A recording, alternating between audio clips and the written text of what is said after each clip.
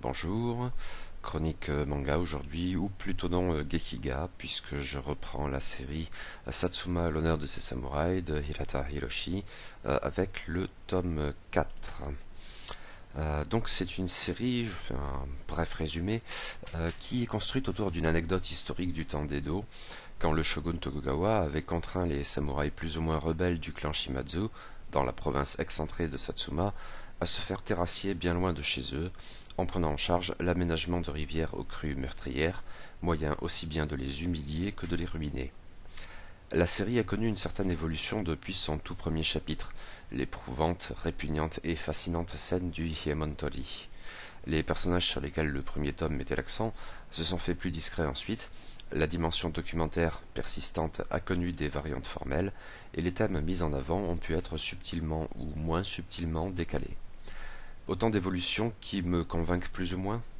Le fait est que j'avais adoré les deux premiers tomes, vraiment brillants.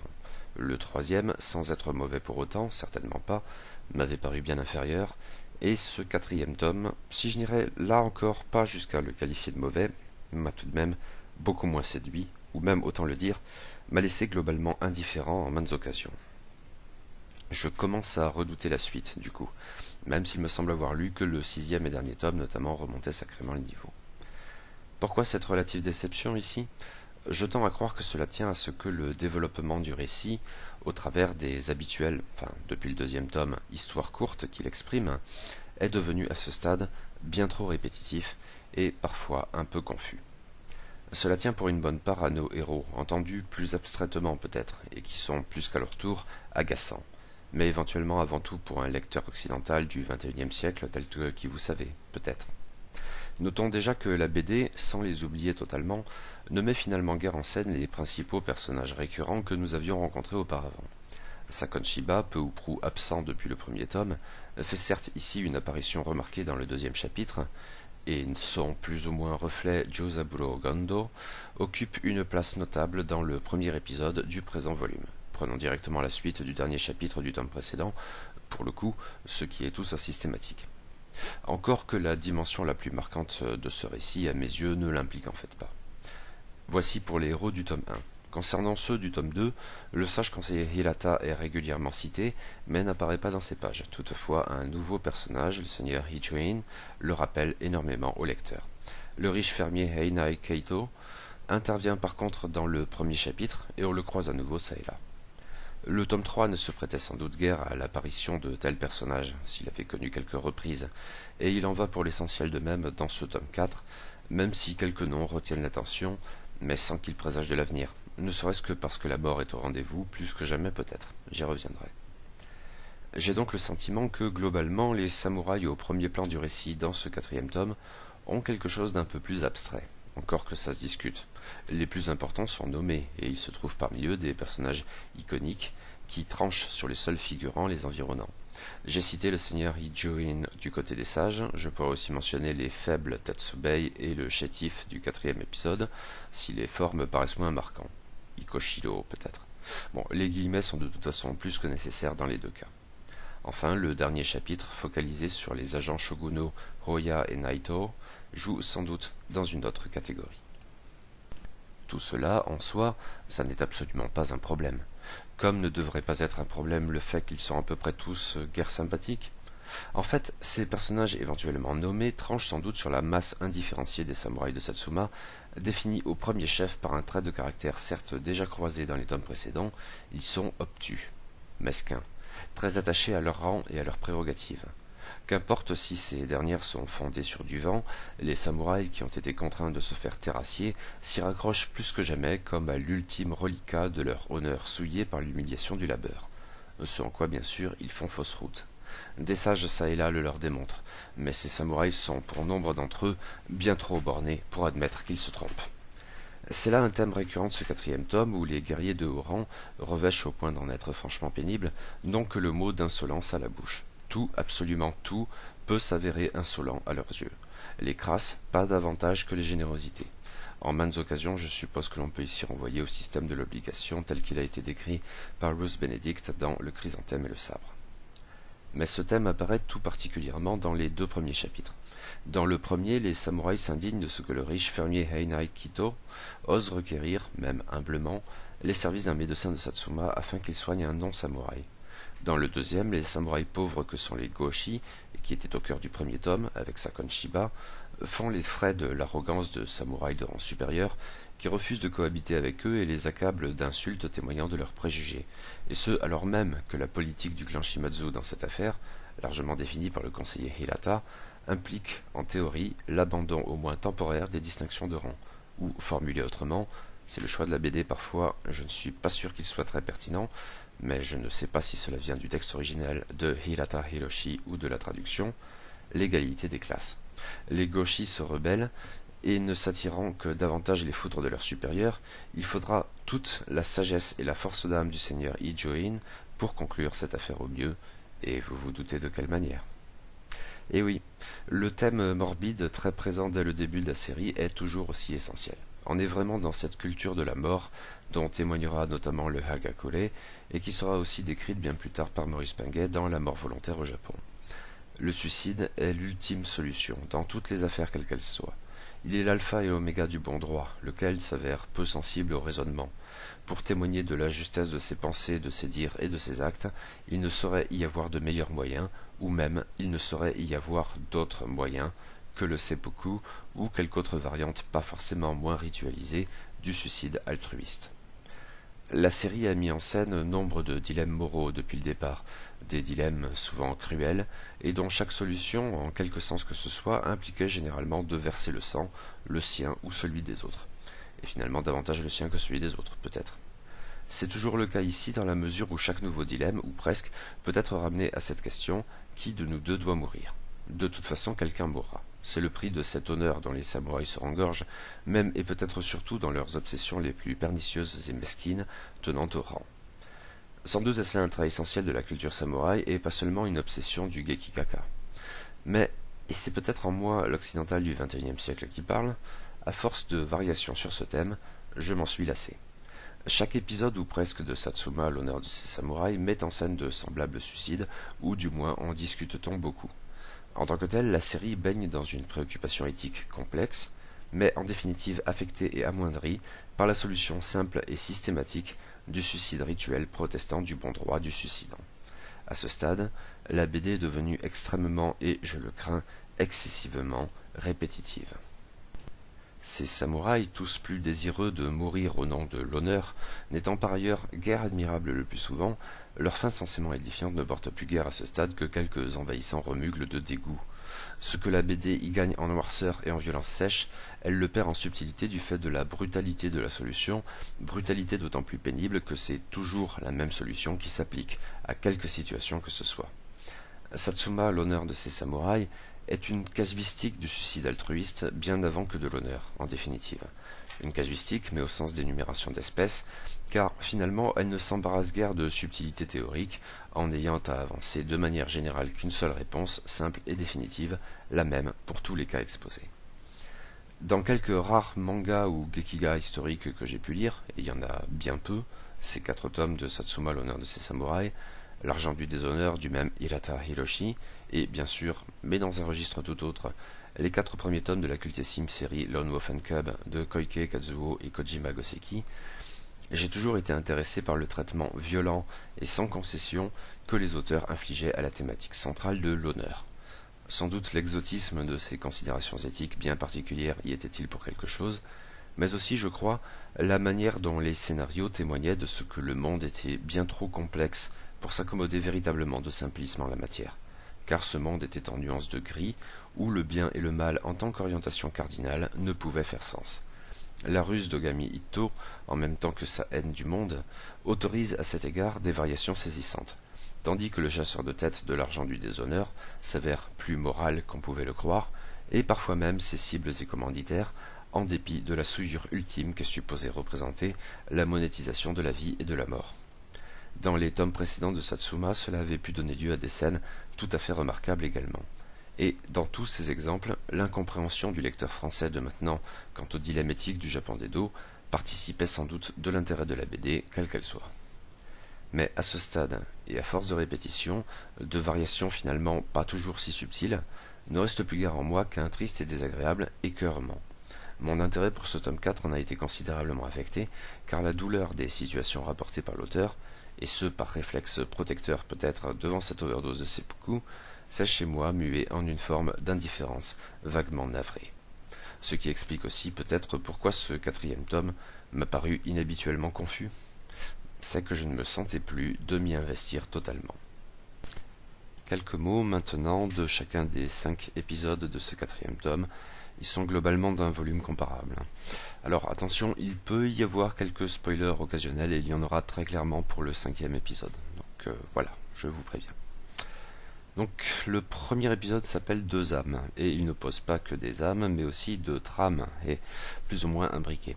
Dans la première, nous retrouvons Juzaburo Gondo, affaibli suite à son coup d'éclat sur lequel s'était conclu le tome 3. Du coup, les deux épisodes se suivent directement, ce qui est somme toute assez rare dans la série. Cela lui vaut l'admiration d'un jeune samouraï, dont le père, plus sage sans doute, entend lui faire comprendre que rien n'est jamais aussi simple en pareil cas. Un déroulé un peu didactique, mais dans la lignée des questionnements de la série. J'avoue avoir été davantage séduit par la deuxième trame, aux dimensions sociales marquées et qui, en tant que telle, renvoie au brillant premier tome, et prépare le chapitre suivant. Comme dit plus haut, nous y voyons le riche fermier Einai Kito avoir l'audace de quémander les services d'un médecin, un samouraï, pour un non-samouraï, ce qui irrite et stupéfie tout à la fois les arrogants guerriers de Satsuma. Pour le coup, je suppose, et ce n'est pas le seul cas dans ce tome, que c'est un épisode positif, et sans doute plus conforme à la morale contemporaine occidentale que bien d'autres, puisque le vieux médecin pose expressément qu'il n'y a pas de différence entre les vies humaines. Mais comme de juste, cet argument demeure incompréhensible aux samouraïs qui n'ont que le rang en tête, et le rigide système de caste du Japon d'Edo. Aussi le médecin doit-il user d'un autre expédient pour les convaincre. Le seigneur Shimazu lui-même lui aurait donné toute latitude pour soigner qui il le souhaite, en précisant que ceux qui s'y opposeraient n'auraient d'autre choix que de s'ouvrir le ventre. Et, pour le coup, ils s'abstiennent. C'est Juzaburo Gondo qui a fait le lien entre les deux trames. Rebelle d'emblée, l'insolent si difficile à catégoriser est tout disposé à plaider la cause de Einai Kito. Un épisode assez bien troussé. On a lu bien mieux dans la série, mais cela fonctionne. Ensuite, la révolte des Goshi, donc le deuxième épisode, j'en avais dit quelques mots. Il nous ramène au premier tome de Satsuma, l'honneur de ses samouraïs, et doublement en fait, puisque, outre sa thématique sociale marquée, il est aussi l'occasion de ramener brièvement sur le devant de la scène le charismatique Sakon Shiba, largement aux abonnés absents dans les deux volumes précédents. La rébellion des Goshi, qui en ont plus qu'assez du mépris et des brimades que leur infligent les samouraïs de rang supérieur, et ce alors même qu'ils sont tous autant de terrassiers dans cette affaire, constitue probablement le moment le plus épique de ce quatrième tome, et avec une efficacité certaine. Je suppose que, comme pour Deux âmes, ce chapitre a quelque chose de positif, puisqu'il se conclut sur l'intervention raisonnée et juste du seigneur Ijo-in, autrement plus sensé que sa compagnie d'arrogants samouraïs. On évite ainsi le bain de sang attendu. Mais pour parvenir à ce résultat, le seigneur doit donc faire la démonstration de son courage, en succombant contraint et forcé à cette compulsion morbide qui seule peut décider du bon droit aux yeux des samouraïs. C'est tout particulièrement navrant. Mais l'épisode est réussi, jusque dans son caractère de redite en fait, car retrouver les Goshi et non loin Sakon Shiba, c'est tout à fait appréciable. Il y a peut-être quelque chose de simple, mais il remplit bel et bien son office. Je suis plus réservé concernant les deux épisodes suivants, et tout d'abord Voleur de riz, qui se situe à un niveau plus intime, peut-être, et en tout cas pas le moins du monde épique. Le samouraï Tetsubei est affaibli, et son comparse Hikoshiro sait pourquoi. C'est que Tetsubei, costaud, est un gros mangeur. Et leur ordinaire dans cette opération de travail public bien loin de chez eux est considérablement restreint. La politique du shogun, on l'a vu dans les tomes 2 et 3, consistant à imposer les plus rudes et humiliantes des conditions de travail aux samouraïs de Satsuma, notamment en empêchant les paysans locaux de leur venir en aide de quelque manière que ce soit. Hikoshiro prend sur lui de voler du riz pour Tetsubei, en l'assurant bien sûr que ce supplément de riz ne provient pas d'un larcin. Mais la vérité se fait jour, et comme d'habitude, on en vient au questionnement traditionnel. Qui doit mourir, Tetsubei ou Hikoshiro? Et les deux en causent longuement. Pour le coup, c'est assez ennuyeux. Et l'intervention en dernière minute d'une petite paysanne mentant pour sauver Hikoshiro, si elle est sans doute dans la lignée des épisodes précédents, ne suffit pas, je le crains, à assurer l'intérêt de ce développement un peu convenu et assez médiocre. Je tends à croire qu'il en va un peu de même avec le quatrième épisode, La force de l'âme du chétif. Probablement davantage en fait. Sur le plan du scénario du moins, car graphiquement, l'épisode est tout spécialement beau, aussi bien dans le registre délibérément caricatural de l'ouverture, une orgie de saké, que dans la grandiloquence, mais là encore pas dénuée d'aspect sciemment grotesque, de la danse du vieux père honorant le dragon. Hirata Hiroshi, dans ses Gekiga, a souvent mis en scène des petits qui s'avèrent plus admirables que les grands, voire notamment, ai-je cru comprendre, le volume intitulé La force des humbles. Ici il y a de ça, et en même temps c'est un peu différent, car le chétif, comme on l'appelle, est tout de même un samouraï. Mais de par sa naissance uniquement, disent les imbéciles, qui le moquent sans cesse pour sa constitution malingre, laquelle l'empêche de boire du saké aussi bien que de travailler efficacement en tant que terrassier, en dépit de tous ses efforts. Et le mot fatidique survient bien vite, en étant ce qu'il est, le chétif, à l'évidence, déshonore les samouraïs de Satsuma. Ben voyons. Comme de juste, notre petit bonhomme s'emploiera à démontrer que tel n'est pas le cas, encore qu'ils doivent, pour ce faire, abandonner son affiliation au clan Shimazu pour se faire Ronin. Cette spécificité intéressante mise à part, et les deux scènes mentionnées plus haut, mais surtout pour leur graphisme, l'épisode s'avère donc bien convenu dans son propos, plus ou moins façon fiction sportive, disons, et un peu trop mécanique pour comprendre. Reste un dernier épisode intitulé Corbeau et Pigrièche, et que je trouve assez problématique. Je ne sais pas si je l'ai aimé, voire adoré ou pas. Je suppose que je l'ai aimé, mais il est pour le moins déconcertant. Il se distingue à plus d'un titre, mais déjà parce qu'il met en scène non des samouraïs de Satsuma ou des paysans des régions de Mino et Owari, mais des agents du shogun sur place, autant dire, avec des guillemets, le camp ennemi, ou pas. Deux fonctionnaires, Oya et Naito, se disputent sur les implications de leur mission et la meilleure manière de servir les intérêts du shogun. Le second est pieux, pas le premier, et la dispute qui les oppose porte sur la signification exacte d'un serment signé avec du sang sur un talisman de Kumano.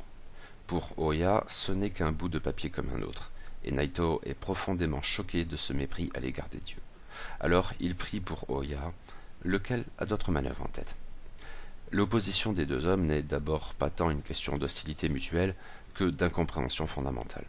Il n'empêche, les noms d'oiseaux volent bientôt, et littéralement, puisque Naito est dit corbeau par Oya, qui répond en qualifiant l'autre de pigrièche, ce qui nous vaut une assez longue et intrigante dissertation sur le symbolisme afférent, débouchant via la généalogie des kanji sur des considérations pleinement métaphysiques.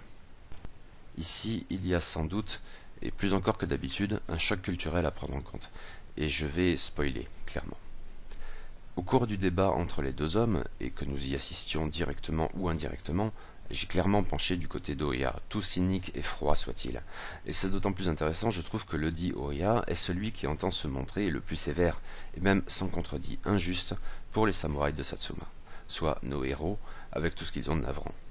Mais c'est qu'en face, Naito est d'une bigoterie telle qu'il en devient ridicule, et finalement plus superstitieux que véritablement pieux. Il en va de même pour ceux qui pensent comme lui, et auxquels Hirata Hiroshi confère des traits largement caricaturaux s'il n'en afflige pas le fonctionnaire. C'est que la controverse dégénère quand les deux hommes se mettent à disserter sur le concept de punition divine. Naito, bien légèrement pour un homme de religion, met au défi Oya d'encourir la dite punition en commettant quelques sacrilèges, saccager un temple par exemple, ce qui n'effraie en rien Oya. Naito n'osait sans doute pas croire qu'une chose pareille serait possible, il lui paraissait impensable que quiconque puisse commettre un pareil crime au mépris des répercussions surnaturelles à ses yeux inévitables, mais Oya exécute son blasphème sans même y penser et plastronne. La punition divine ne semble pas disposée à le frapper, décidément. Naito, vaincu dans son pari et stupéfait, doit se plier à la sanction décidée par Oya, sanction qui le rendra plus ridicule que jamais, mais cette fois d'une manière plus pathétique. Il doit se promener avec un corbeau mort sur la tête. L'affaire finira mal pour le pieux agent du shogun, bien sûr, humilié, jugé totalement fou et même accusé du sacrilège qui l'avait tant horrifié. Et Oya, c'est ici qu'une bascule opère dont je ne sais que penser. Car sur le mode d'une fable édifiante, mais pas qu'un peu grotesque, il subit enfin le courroux divin pour ses méfaits, jusqu'à une mort parfaitement ridicule. Bien des années plus tard, la BD opère ici un bond en avant, et il y a quelques autres exemples. et je ne sais pas bien ce qu'il faut en penser. Je ne sais pas si cette mise en scène moralisante de la punition divine est pertinente ou pas, et doit être prise au sérieux ou pas. Je ne sais pas davantage ce qui, dans ma réaction de petit agnostique, faisant plus que loucher sur l'athéisme et qui a biberonné aux lumières, est à propos ou ne l'est pas dans cette lecture. Ou, pour dire les choses autrement, je ne sais pas si c'est mon épisode préféré de ce 4e tome ou celui qui m'a le plus déçu. Mais pas le plus médiocre, ça c'est encore autre chose, et Corbeau et Pigrièche a évidemment pour lui d'être plus original que les bien convenus voleurs de riz et la force de l'âme du chétif. Manière de signifier que c'est peut-être en moi que réside ici le problème et non dans la BD. J'en ai fini avec les 5 épisodes, mais pas tout à fait avec ce 4e volume. Il est en effet complété comme souvent par un bref paratexte, hélas pour le moins déconcertant au mieux. En guise de postface, nous avons un article signé d'un certain Jean Carnac et intitulé « L'esprit sacré de la voix du samouraï et son universalité ». Et c'est passablement mauvais. Notez, je n'aurai pas la prétention d'expliquer au juste ce qu'était un samouraï, et a fortiori ce que pouvait bien être la voix du samouraï. Malgré Miyamoto Musashi et son traité des 5 roues, abondamment mentionné, le Hagakure qui me faudra bien un prochain de ces jours, Mishima Yukio tripant sur le précédent au travers de ses fantasmes les plus moites dans le Japon moderne et l'éthique samouraï, ou le Ghost Dog génialissime de Jim Jarmusch. Je doute cependant, et c'est peu dire, que cet article nous renseigne en quoi que ce soit à ce propos, car il s'agit en l'espèce d'un gloubi-boulga syncrétique à prétention spirituelle, prétendant disséquer la voix du samouraï sur la base de considérations universelles, avec des guillemets, tirées par exemple du Coran ou de Raymond Lull, Raymond R.A.I. Oui. Si l'universalisme tend à me laisser un peu sceptique assez souvent, jusqu'à battre en brèche mes fondamentaux humanistes et libéraux d'ailleurs, je ne nie certainement pas la pertinence du comparatisme de manière générale. Mais ça, c'est tout sauf pertinent. C'est de la bouillie spirituelle, mêlée d'un inévitable mysticisme lourdingue. Un machin totalement à côté de la plaque, fond et forme, et dont on pourra juger le sérieux, la précision et l'élégance, tout spécialement dans cette magnifique citation que je vous livre. La guerre et le combat est, en définitive, un désordre pour rétablir l'ordre rompu, comme le définissait René Guénon, et la magnifique précision entre parenthèses, voir sur Internet. Mais pourquoi, bon sang? Qu'est-ce que ça vient foutre là? Hélas, ce n'est pas la première fois que je lis une BD de Hirata Hiroshi, desservie par un pseudo-paratexte des plus malvenus. Même si le précédent cas, chez Akata Pure, puisque Satsuma l'honneur de ses samouraïs est une coédition d'Elkuro Akata, donc le précédent cas était sans doute encore plus consternant et aussi nauséabond. La préface idiote et improbable du guignolesque Pierre Jovanovic, passablement conspi et probablement fafisante, en tête de l'excellent volume qu'est autrement L'argent du déshonneur. Pourquoi, bordel? Hirata Hiroshi est un bien trop brillant Gekigaka pour mériter d'être ainsi souillé. Bon, on peut faire l'impasse sur cette ultime bizarrerie. Mais en définitive, que penser de ce 4e tome de Satsuma, l'honneur de ses samouraïs? Je ne peux pas cacher une certaine déception, qui est avant tout lassitude. J'avais adoré les 2 premiers tomes, vraiment superbes. Le 3e tome, sans me déplaire à proprement parler, m'avait paru un bon cran inférieur, et c'est à nouveau le cas concernant ce tome 4.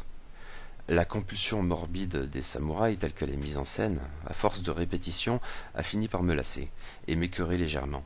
Ce qui était peut-être dans les intentions de l'auteur, mais pas dit, car la distance culturelle joue forcément dans cette affaire. En fait, je peux d'autant moins me montrer catégorique à cet égard que le discours tenu par l'auteur me paraît plus confus qu'auparavant. Et les épisodes un peu trop mécaniques de ce 4e volume compensent en mal l'inventivité appréciable du dernier chapitre, tout perplexe qu'il m'est laissé.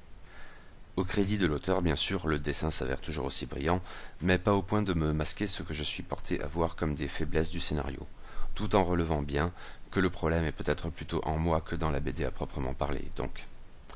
Je poursuivrai néanmoins, d'autant que j'ai cru comprendre que le niveau remontait dans les derniers tomes, et tout particulièrement l'ultime, le 6e.